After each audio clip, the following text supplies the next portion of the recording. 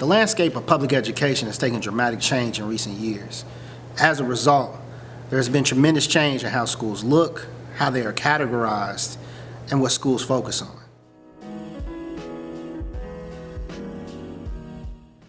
Much of this change can be tied to school choice. School choice is simply a label given to policy that allows students and their families alternatives to traditional public schools or the schools that they were assigned to based upon where they live. Many people see this as an opportunity to empower parents, as well as address the chronic failure in public education that has been present for over a century. Others see this as an opportunity for private interests to get its hands on public money. As well, there are other scholars like myself that see this as part of a larger issue of gentrification, child exploitation, classism, and systemic racism. Through school choice, parents can choose a school that best fits their child, and the tax dollars follow that child to the next school. The intent behind this approach is the belief that if schools operated like businesses in the marketplace and children were like consumers and their tax dollars went to the best schools, then schools would compete amongst each other to perform better and to ensure that they would keep their doors open. School choice is achieved through a free market approach.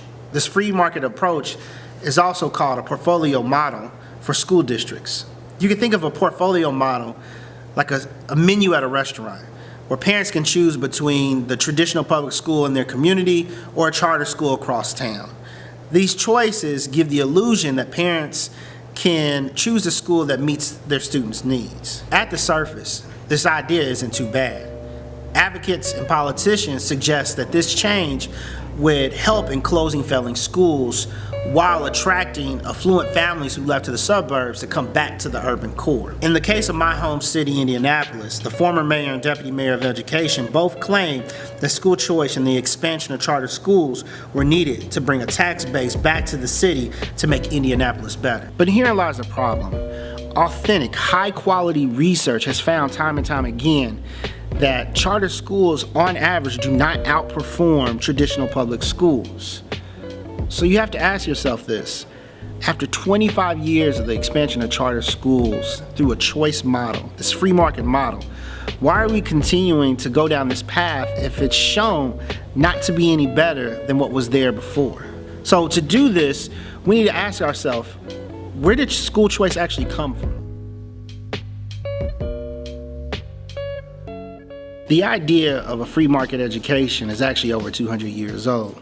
However, it wasn't until Milton Friedman in 1955 wrote a policy brief that the idea of school choice became more widely known. Milton Friedman proposed privatizing the U.S. public school system to jumpstart deteriorating schools with market competition. Friedman's policy brief spurred a number of policy innovations that promote schools competing amongst each other and suggested that private schools can be an alternative to public schools. In the 1970s, the Nixon administration was worried about a socialist government in Chile that had just nationalized one of its biggest exports. The Nixon administration seen Friedman's model as a way to destabilize this socialist economy. So through a US-backed coup, they killed the democratically elected president and put in place a military leader who was later charged with war crimes. Under the general, Milton Friedman was put in charge of the economy. Amongst the chaos of changing government, school choice was introduced as a way to limit taxes and create competition. However,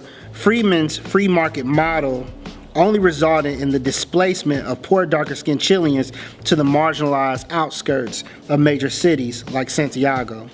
The shifting of class and race through private versus public was not just localized to Chile. It's important to understand that the idea of school choice or free market model is not something new. Countries like Brazil, Malawi, Nigeria, Uganda, and Zambia all used a market-based approach to education during financial crises.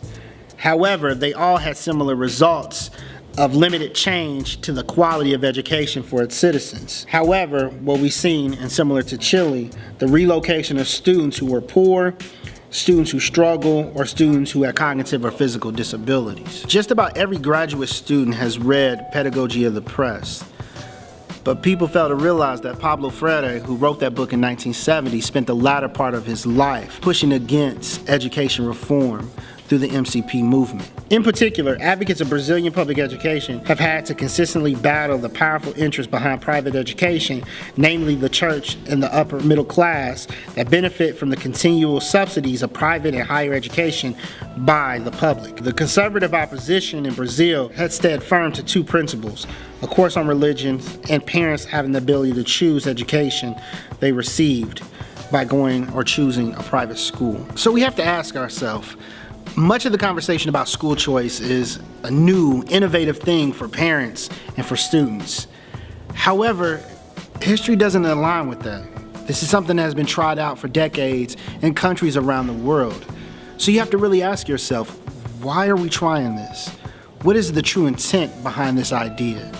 Yes, we would like to believe that this is going to somehow help the chronic failure of public education, somehow help the school failure that we have seen, especially in poor communities of color, for over a century.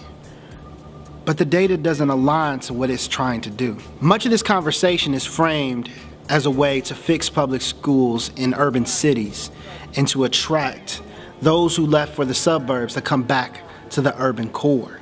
But there's something wrong with this logic. If your intent is to somehow change the format of schools to attract those who've left the city, you've already made the decision that the people who live in the city aren't worth investing in. If I were to be frank, I would say that this is just a sophisticated game of hot potato, and all you're doing is just displacing the poor once again, while not truly addressing the major issues. A lot of education reform, in particular to Central Indiana as well as the Midwest, is orchestrated by the Mind Trust. But the Mind Trust is like a Trojan horse. The Trojan horse is designed to deceive you. It looks new, exciting. It promises a lot of rewards. It wants you to become close to it. Get a relationship with it. However, as soon as you accept it into its city, the things that come out of it are nothing but deceit. Like a Trojan horse, the Mind Trust is here to deceive you about who it is, what its intentions are, and who's really behind it. The first and most important thing is that the Mind Trust is not a single organization. It's actually a network of organizations that work together, and here are just some of them. If you research the funding behind a lot of these organizations, you will come to find that a lot of the same individuals and big money are behind all of these organizations. If you were to research these in more detail, you will find that a lot of the big money behind the Mind Trust are wealthy individuals and organizations that are both local and external to Indianapolis, but also external to Indiana. For example, Stand for Children is a national organization. It has a financial mechanism that can be used to conceal the sources of hundreds of thousands of dollars. This is dark money being used to purchase control of Indianapolis public schools. The Mind Trust Network is deceitful through funding of school board members. In 2010, you could successfully run a school board campaign with $2,000 to $3,000 that you raise from friends, neighbors, and local churches. In 2012, when the Mind Trust Network became involved, the cost to successfully run an Indianapolis public school board campaign went from $2,000 to $3,000 to $50,000 to $70,000. And where did this money come from? The same big money individuals and organizations funding the Mind Trust Network. For example, Kelly Bentley, who in 2014 ran and successfully got a seat on the IPS school board. She received money from Democrats for Education Reform, which is out of New York, Ed Reform Now out of New York, Reid Hoffman from San Francisco, Stacy, Tulsa, Mark, Dover, as well as local folks from around Indianapolis. But who's actually coordinating all this national funding for local school districts? Well, here's a list of out-of-state individuals and organizations contributing to the Indianapolis Public School Board candidates. Michael Bloomberg, the former mayor of New York City, in 2012 gave $20,000 to several candidates for IPS school board. Democrats for Education Reform, over $46,000 out of New York. Reid Hoffman, owner of LinkedIn from California, as well as some Wall Street funders, a Walmart heir out of California, oil and energy heiress from Oklahoma, and venture capitalists from Massachusetts and Connecticut. So this is all to say that ordinary folks can no longer run a successful campaign if they want to be on the IPS school board. That means that behind the scenes, the Mind Trust Network is controlling the IPS school board. A third point that is really important is that the Mind Trust Network, although they keep talking about everything is so innovative, so new, it's actually not. This same model and approach is being employed in at least 39 other cities in the United States of America. And these efforts to take control of urban education nationally are being funded by the same big money individuals and organizations. Now I know, this sounds like some big conspiracy, but I'm gonna give you an example of how this actually worked. The MindTrust Network added Stanford Children in 2011. Stanford Children has two financial arms that allow them to give campaign contribution to democratically elected officials. The Stanford Children PAC, which has a Portland, Oregon address, as well as the Stanford Children Indiana PAC, which also has a Portland, Oregon address, gave over a combined $23,000 to Robert Boehning. So you have to ask yourself, why is a PAC out of Portland, Oregon giving $23,000 to a House representative in Indiana? Robert Boehning is also the lead author for Public Law 1321, which in 2014 allowed IPS to circumvent federal law to partner with the MindTrust and start the Innovation Network, or the Portfolio model. This law allowed IPS to hire Earl Martin Phelan, the CEO of Phelan Leadership Academy, a local charter school, to operate one of Indianapolis's new Innovation Network schools.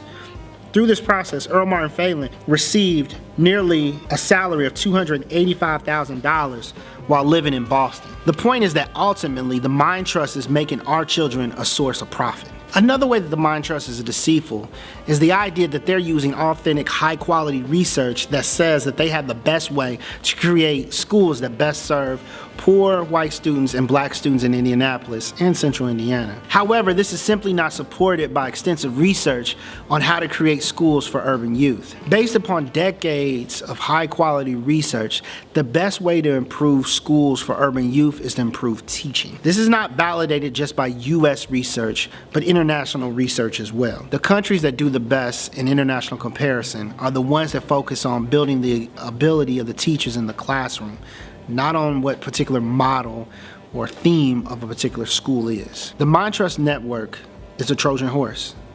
It's designed to deceive you, to fool us, into letting wealthy individuals and organizations take over control of Indianapolis public schools. Freedom is not given, it is taken by conquest. Freedom is out there for us to go after, so go chase freedom.